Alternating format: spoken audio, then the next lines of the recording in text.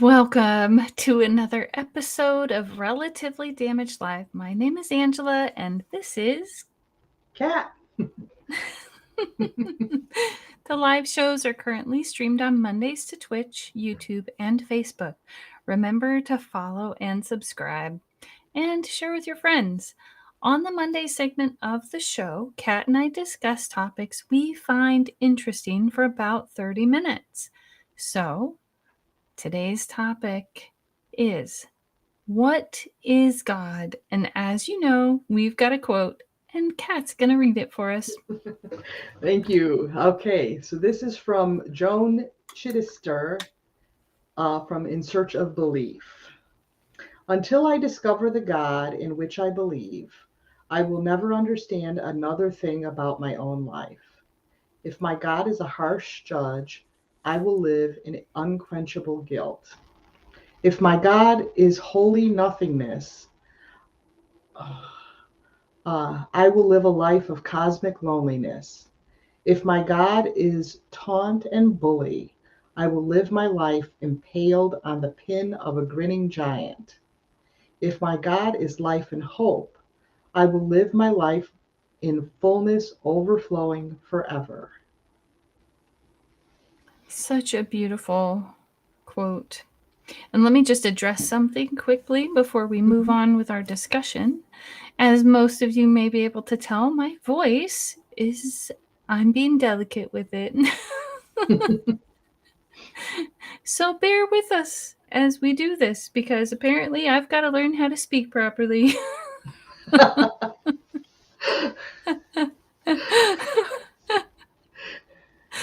That's funny. Well, I'll get us started. This is a beautiful quote, and it just reminded me of so many struggles that I know I've had with the concept of God, and I know that others have had, going back all the way to childhood. Um, what is God, and the idea that we are searching for that. It just the idea of the God full of life and hope. How many of us were taught that as a child? That God was full of life and hope? Yeah. Mm. Um, That's a great question. Yeah. I look at it like this, is that, there was that aspect of it because I heard the words, but it was more, really, where do we get our concepts of God? A lot of times I think it's in the home. Well, that and the beliefs of the church that's being followed, I would think. Right. But even then, if you go to a particular church and they say this one belief, but in your home those beliefs aren't followed. True. You have that thing. And I understand why my mom was the way she is, so I'm going to preface this. But I grew up thinking that God was this punishing God, that, I'd stub my toe and my mother would say, well, you must have done something wrong. That's God punishing you. And so that was my concept. Even though I went to catechism class and did all of that from, all through grammar school, that didn't erase the concept of God that I learned in the home, which was that God would punish me if I did something wrong. Because I knew I wasn't a dumb kid. I knew my mother couldn't see everything that I did. Right. But God sure could. So God would punish me if I did something wrong. And that harsh judge, that unquenchable guilt. I think of people uh, who are atheist or agnostic, and they have a hard time believing in that God. So it's the cosmic loneliness. I am Mm, by myself.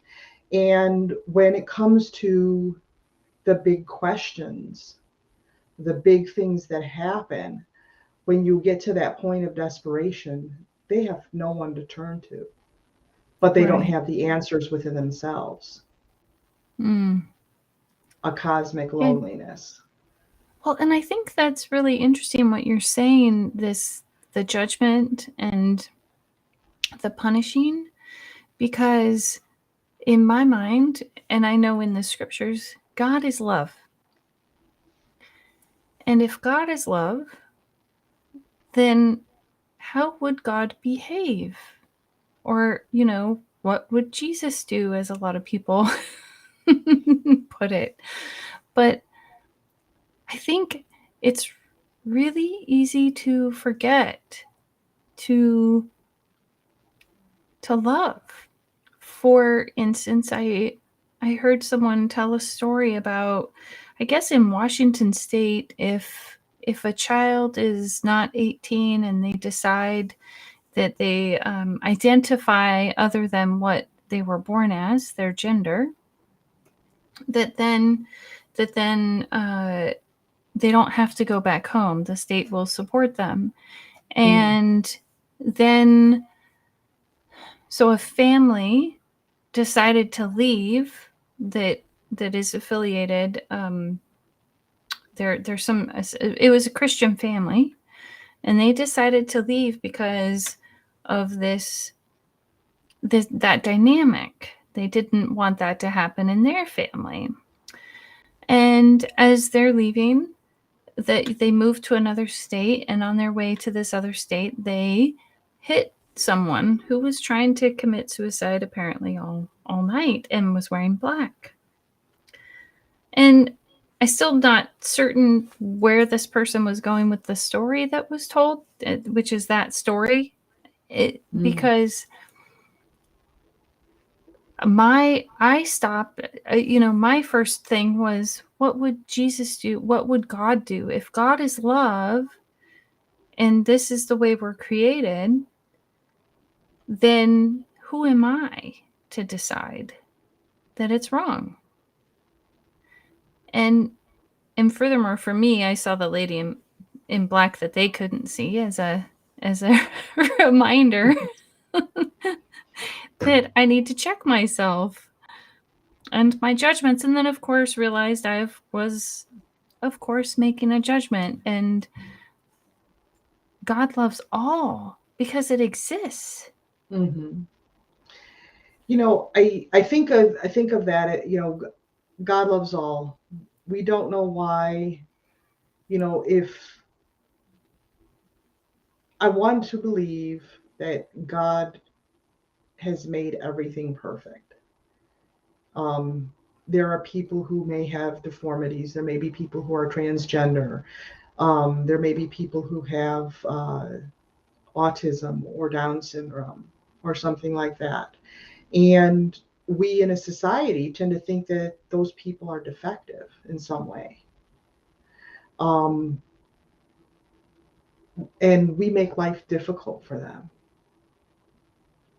Yeah. anybody who's different.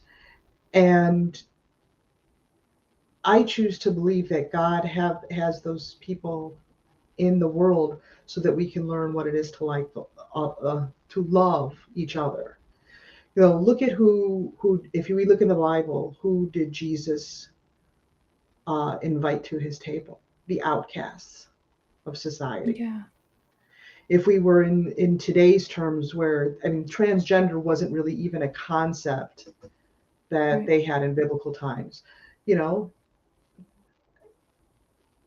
he'd be inviting the transgender. He'd be inviting the people with Down syndrome, with Mm-hmm. epilepsy.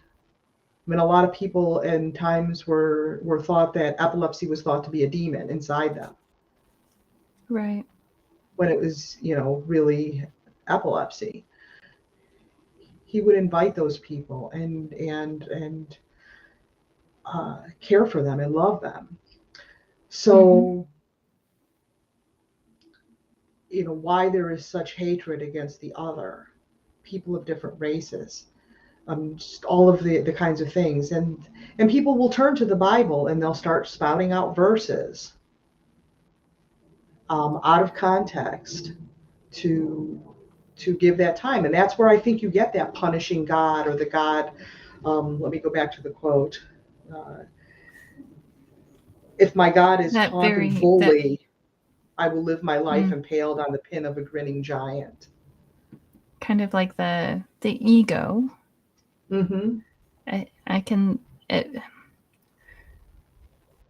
But I mean, if Jesus taught in parables, let's just assume, I mean, because who am I to say which belief is the one that will bring someone else to God, right? And I may speak of Jesus and in the Bible. Other people come to know God through Buddhism or the Tao or other ways. And I just want to say real quick, I want to reiterate that I don't think any of them are wrong. Mm-hmm.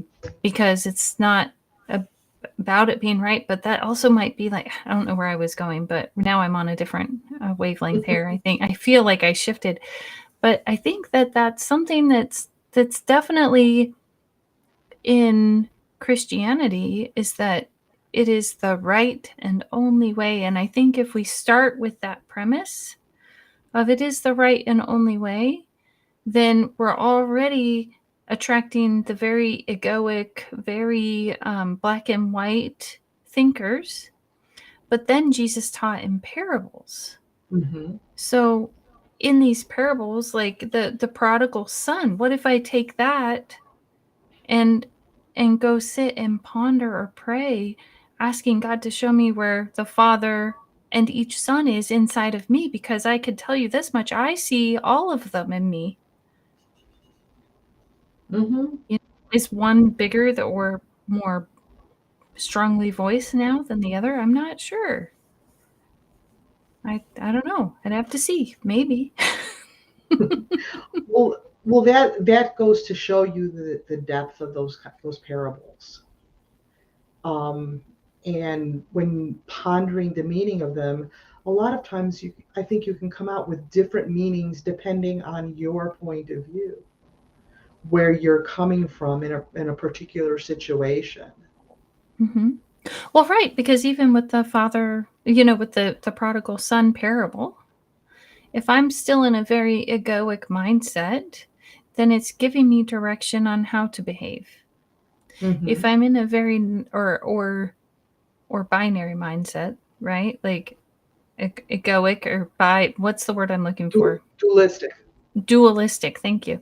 If I'm in a very dualistic, it is helpful to give me a pointer. Mm-hmm. And yet when I get to the not to believe, right, then I can see it yet another way. Mm-hmm. The non-dual way. Right.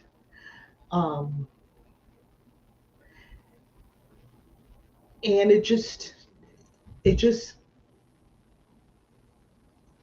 that brings in the whole idea, and it's a very Christian belief of the idea of grace, um, uh, and works, kind of thing. Like, you do these works and you will get into heaven. Then there's a whole thing, what is heaven? That could, we could go hours and hours and hours on end about that. But the reality is, and that I perceive, is God is too big for us to put in a box. Yeah. To say this particular set of beliefs is how you should view God, and any other beliefs are false. Mm-hmm. So there are things. I mean, I've read, various Islamic writers, and there's been truth in there. And people think Islam and Christianity are completely opposite. There is, As you said And that, I got it is this. practice. You Well, I can't hear got the me? big. No, I can. Can I you hear can't me? hear you, Huh. Angela. Can you hear me now? No, can't hear you. Huh. Huh. It looks like I'm working on this end. Well, as we figure out our technical difficulties, I'm assuming you can hear me. Nod your. Oh, Angela went away. I hope I'm still live. I don't know if I am. As we iron out our technical You're difficulties. still live. I can't hear you. Can you hear me? Okay. Can you hear me? Okay. I guess I'm going to have to do all the talking, huh? And you'll just nod yes and no.